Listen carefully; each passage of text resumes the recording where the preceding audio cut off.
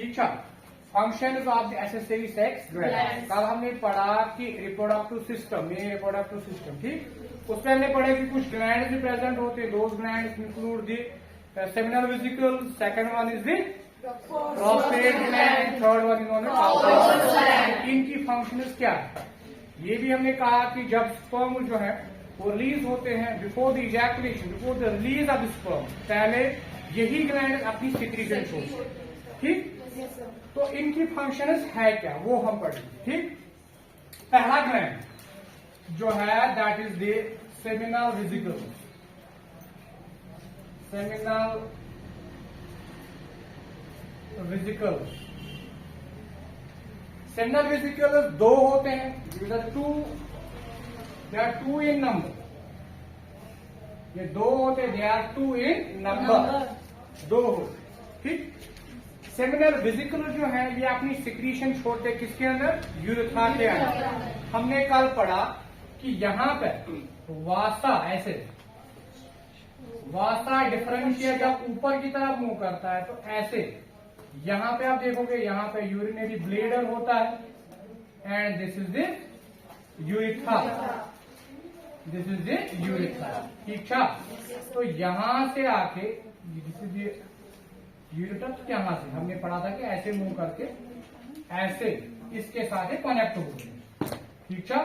तो यहां पे ग्लैंड होता है, यहां that is known as seminal vesicle gland, तो सेमिनल वेसिकल। तो यहां से जब स्पर्म्स आएंगे, ठीक, तो पहले कौन सिक्रीशन छोड़ेगा, सेमिनल वेसिकल, ठीक है। सेमिनल वेसिकल इस इजैकुलेटरी डक्ट में अपनी सिक्रीशन छोड़ेगा, ठीक। वो यूरियस स्पर्मोजाइलम का secretion of the seminal vesicle. यहां तक समझ में आया। तो अब यहां पे आप देखोगे यही सेमिनल वेसिकल की जो सिक्रीशन, इसके अंदर होता क्या है, आत्मत्याशु विच हेल्प द स्पर्म, जो मदद करता है किसको, स्पर्म। तो सेमिनल वेसिकल अपनी सिक्रीशन छोड़ेगा, ठीक। It will secret it's fluid, अपनी सिक्रीशन छोड़ेगा। उसके अंदर होता क्या, इट कंटेन, इसके अंदर होता क्या, it contain fructose, it contains fructose, it contains fructose. Fructose जो है आपको पता है कार्बोहाइड्रेट ही है, फ्रैक्टोज जो है ये कार्बोहाइड्रेट, ये क्या करेगा, ये स्पर्म्स को क्या प्रोवाइड करेगा, एनर्जी। फ्रैक्टोज जैसे ग्लूकोज है, फ्रैक्टोज है, इसी तरह फ्रैक्टोज होता है। तो ये फ्रैक्टोज क्या प्रोवाइड करेगा, इट विल प्रोवाइड एनर्जी, ये न्यूट्रिएंट है, provides energy, provides energy to the sperm. तो स्पर्म्स को ये एनर्जी प्रोवाइड करते हैं, ठीक। तो स्पर्म्स के पास तो टेल भी होती है जो इसको मूवमेंट में मदद करते हैं, बट मूवमेंट के लिए इसको क्या चाहिए, एनर्जी। जैसे कि हम दौड़ते हैं, हमें क्या चाहिए, एनर्जी। सिमिलरली स्पर्म्स भी मूव करते हैं, they need energy, they need energy. So fructose will provide the energy, ठीक। तो ये फंक्शन है। Second one is it also contain the citric acid. This fluid also contains the citric acid. Citric acid. It also contains the citric or citrate or citric acid. तो citric acid जो है ये भी क्या एक मानो super nutrient भी है, ये भी एनर्जी प्रोवाइड करता है। साइट्रिक एसिड जब भी आप रेस्पिरेशन पढ़ोगे, सब रेस्पिरेशन पढ़ो हायर क्लासेस में, वहां पे आप देखोगे साइट्रिक एसिड जो ही सेल के अंदर एंटर होता है तो वहां पे क्रिब्स साइकिल, एक साइकिल होता है, उसको क्रिब्स साइकिल कहते हैं। और क्रिब्स साइकिल के दौरान साइट्रिक एसिड कन्वर्ट होता है किसमें, it will provide the energy. ये ब्रेक होगी एटीपी प्रोवाइड करता है, एटीपी प्रोड्यूस कर रहा है, तो स्पर्म को क्या मिलेगा, एनर्जी। ये साइट्रिक एसिड से ब्रेक कर, और ये ब्रेक होके क्या प्रोवाइड करता है, एटीपी रिलीज करता है, एनर्जी, एडेनोसिन ट्राइफॉस्फेट। तो citric acid will undergo what, Krebs cycle. एक साइकिल होता है, that is known as Krebs cycle, ठीक। समझ में आ रहा है। तो साइट्रिक एसिड जो है वो एटीपी प्रोड्यूस करेगा तो एनर्जी देगा किसको, स्पर्म को। चीज है फ्रैक्टोज ये भी एनर्जी प्रोवाइड करेगा। साइट्रिक एसिड ये भी क्या प्रोवाइड करेगा, एनर्जी, ताकि इजीली कैसे मूव टू स्पर्म। ठीक। Third one, also seminal vesicle के अंदर और एक चीज होती है, that is known as prostaglandin. That is known as prostaglandin. Prostaglandin, prostaglandin. Prostaglandin एक ऐसा सबस्टेंस है जो क्या करता है, जो कंट्रैक्शन करवाता है किसकी, फीमेल रिप्रोडक्टिव सिस्टम। ये semen enters in the female reproductive system, वहां पे स्पर्म को ऊपर की तरफ मूव करना है। जैसे कि अगर हम फीमेल रिप्रोडक्टिव सिस्टम को यहां पे देखेंगे, this is the female reproductive system, this is the uterus, this is the Fallopian tube. यहाँ पे फैलोपियन ट्यूब दो होते हैं, this is the Fallopian tube, suppose fallopian tube. ठीक है, तो this is the uterus. Suppose जब यहाँ पे पहुंचेंगे, इनको क्या करना, इनको मुंह ऊपर की तरफ करना है। तो सुपर्म जब यहाँ पे डिपॉजिट होंगे तो ये इनको क्या करना है, मूवमेंट अपवर्ड करना है ना। तो यहाँ पे यूट्रस को कंट्रैक्शन करवानी है, कंट्रैक्ट ये रिवर्स डायरेक्शन, श्योर कंट्रैक्शन जो करना हो, मगर क्या रिवर्स डायरेक्शन, ऊपर की तरफ।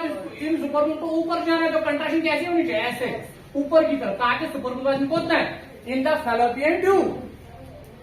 फर्टिलाइजेशन का फैलोपियन ट्यूब। तो सुपर्म को कहां पे पहुंचना है, यहाँ पे फैलोपियन ट्यूब। तो यहाँ पे अगर स्पर्म से इनको ऊपर की तरफ जाना है तो यूट्रस को क्या करवाना है, कंट्रैक्शन। कौन करवाता है, प्रोस्टाग्लैंडिन। वो इसी समय एंटर चुका था in the female reproductive system, prostaglandin contraction करवा, बट इन रिवर्स डायरेक्शन, इन्हें रिवर्स पेरिस्टालिटिक कंट्रैक्शन होती है किसके अंदर, इन दी यूट्रस। यूट्रस में रिवर्स डायरेक्शन में कंट्रैक्शन, ताकि सुपर्म कैसे क्या अपवर्ड मूवमेंट कैसे सुपर्म क्योंकि उनको कहां पहुंचे, फैलोपियन ट्यूब। सो प्रोस्टाग्लैंडिन करता क्या है, प्रोस्टाग्लैंडिन वो सबस्टेंसेस है जो क्या करवाते हैं, कंट्रैक्शन इन द यूट्रस। तो आप क्या लिखोगे, reverse peristaltic contraction, reverse peristaltic contraction. Reverse direction में ये कंट्रैक्ट करता है किसको, यूट्रस को, ताकि सुपर्म कैसे अपवर्ड मूवमेंट कैसे होता है in the Fallopian tube. Reverse direction में जब बेबी की बर्थ होती है, जब एक माँ अपने बच्चे को जन्म देती है तो यूट्रस क्या होता है, कंट्रैक्ट। तो प्रोस्टाग्लैंडिन समझ में आया। तो ये कंट्रैक्शन करवाता है किसमें, इन रिवर्स पेरिस्टालिटिक मूवमेंट, क्या कंट्रैक्शन रिवर्स डायरेक्शन में जो कौन खाता है, सुपर्म। ठीक, फॉरवर्ड मूवमेंट किया, बैकवर्ड मूवमेंट का यूट्रस। तो रिवर्स डायरेक्शन में कंट्रैक्शन होती है तो सुपर्म ऊपर की तरफ मूव करता है। ठीक, आल्सो इसके बाद इस सेमिनल वेसिकल के अंदर कुछ एंजाइम्स भी होते हैं। Those enzymes are known as, उन एंजाइम्स को हम यहां पे लिखेंगे, प्रोफाइब्रिनोलाइसिन्स,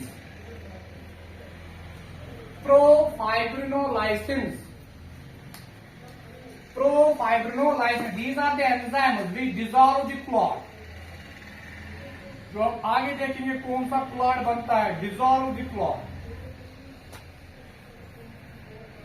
क्लॉट डिजॉल्विंग एंजाइम्स, जब कोई चीज जम जाती है उसके लिए एंजाइम्स होते हैं किसके अंदर, सेमिनल वेसिकल के अंदर। सेमिनल वेसिकल की जो सिक्रीशन होती है उसके अंदर कुछ एंजाइम्स होते हैं जो एक क्लॉट को, जब क्लॉट बनता है तो हम देखेंगे क्लॉट कहां पे बनता है, उसको डिजॉल्व करने के लिए कुछ एंजाइम्स इसके अंदर होते हैं, उनको हम कहते हैं profibrinolysins. Clot dissolving enzymes, clot dissolving enzymes. समझ में आया? yes, तो ये पहला ग्लैंड, सेकंड ग्लैंड। और ये भी आप मान के चलो, ये फैक्टर जो है और कहीं बॉडी में ऐसे प्रोड्यूस नहीं होता है। जब भी कोई विक्टिम किसी के साथ गलत होता है तो उसके लिए टेस्ट भी किया जाता है, टेस्ट दृष्टिवन का। अगर वेजाइना में फ्रैक्टोज देखा गया, in the female reproductive system. अगर क्या उष्ण फ्रैक्टोज, क्योंकि फ्रैक्टोज जो है वो तो यूट्रस में तब होगा जब किसी विक्टिम के साथ गलत हुआ हो। तो ये डिटेक्ट किया जाता है कि फीमेल रिप्रोडक्टिव सिस्टम में अगर फ्रैक्टोज होगा, दैट मीन फीमेल जो है वो क्या हुई है, शिकार हुई है, विक्टिम हुई है। तो presence of fructose in the female reproductive system depicts इसके साथ, इस फीमेल के साथ जो है वो गलत हुआ। ठीक, तो उस टेस्ट को हम रेट टेस्ट भी कहते हैं। This is test. तो जब भी टेस्ट किया जाता है वहां पे डिटेक्ट क्या किया जाता है, फीमेल रिप्रोडक्टिव सिस्टम के अंदर फ्रैक्टोज। अगर फ्रैक्टोज होगा तो दैट मीन वो शिकार हो, समझ चाहिए। तो दैट टेस्ट में रेट टेस्ट। तो रेट टेस्ट में हम क्या डिटेक्ट करते हैं, फ्रैक्टोज की प्रेजेंस। फ्रैक्टोज छा प्रेजेंट देखिए, एब्सेंट। अगर प्रेजेंट है तो विक्टिम, समझ में आया। इसके बाद दूसरा ग्लैंड जो है, दोयम gland usually, that is known as the prostate gland. Second gland आप लिखोगे, that is the prostate gland. Prostate gland, prostate gland. Prostate gland हमने पढ़ा। प्रोस्टेट ग्लैंड बिल्कुल कहां पे होता है, ये यूरिथ्रा है। यूरिथ्रा के प्रोस्टेटिक यूरिथ्रा जो होता है वहां पे क्या प्रेजेंट होता है, prostate gland. This is the urethra. कल हमने इसको डिस्कस किया था। तो ये भी prostate gland, this is the prostate gland. ठीक है, तो ये प्रोस्टेट ग्लैंड है। This is the urethra and this is the prostate gland. Prostate gland अपनी सिक्रीशन छोड़ेगा, किसके अंदर छोड़ेगा, यूरिथ्रा के अंदर। जैसे सिंगल वेसिकल अपनी सिक्रीशन छोड़ता था किसके अंदर, इजैकुलेशन डक्ट के अंदर। यहाँ पे प्रोस्टेट ग्लैंड अपनी सिक्रीशन छोड़ेगा किसके अंदर, यूरिथ्रा। समझ चाहिए।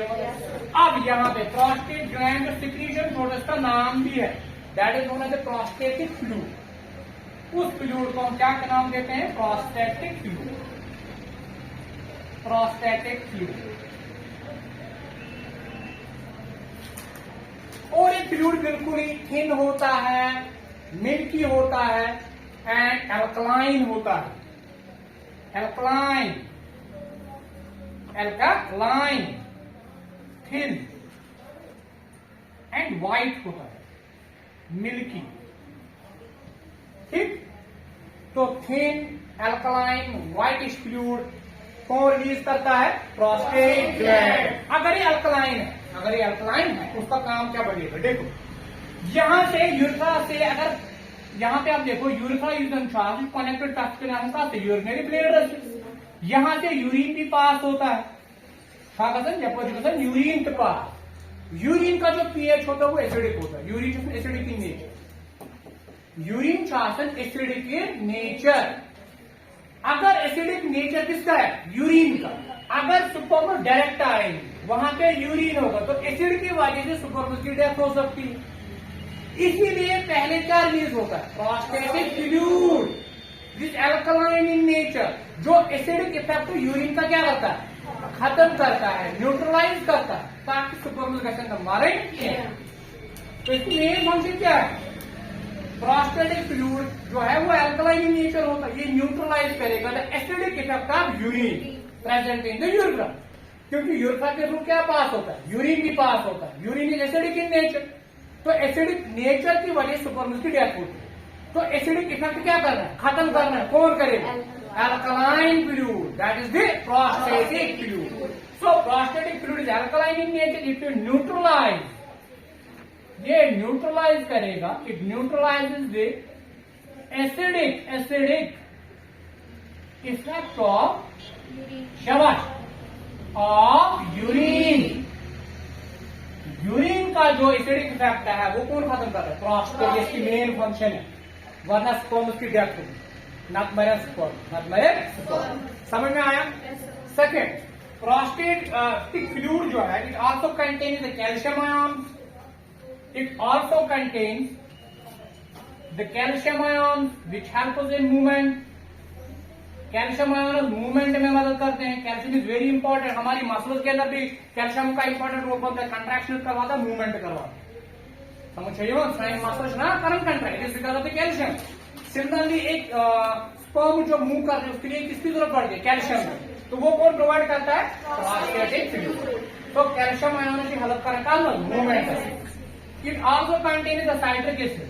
आपको साइट्रिक एसिड साइट्रिक एसिड ये भी क्या है? सुपर न्यूट्रिएंट है, ये एनर्जी प्रोवाइड करेगा। वो कहने का मतलब एक माहौल तैयार किया जाता है पहले से ही, बिफोर द इजैकुलेशन या before the release of sperm. Sperm आने से पहले पसीज को ठीक किया जाता है ताकि स्पर्म का डैमेज कर। इसलिए पहले फ्लूइड रिलीज होगा, एमिशिबोर्नियर fluid of the seminal vesicle prostate gland. समझ चाहिए हो? तो citric acid super nutrient, citric acid क्या? Super nutrient. इसके बाद चीज prostatic fluid that is known as a fibrinogen. That is known as a fibrinogen. Fibrinogen एक क्लॉटिंग प्रोटीन है। ये क्लॉट प्रोड्यूस करेगा। पूछो semen deposit gases during sexual intercourse, during insemination for transfer of sperm या transfer of semen from male to female। ठीक, जब semen deposit होगा in the female reproductive system, chances बनते हैं कि फ्लूइड वापस ले, चांसेस जो फ्लूइड ही वापस, यानी अगर ये semen deposit fluid in nature, possibility क्योंकि उसको ऊपर की तरफ जाना है, पॉसिबिलिटी एक वापस की, एक नो वापस ही, क्योंकि फ्लूइड है वापस भी मूव करे। तो इसीलिए इस पूरे फ्लूइड को क्या करना है?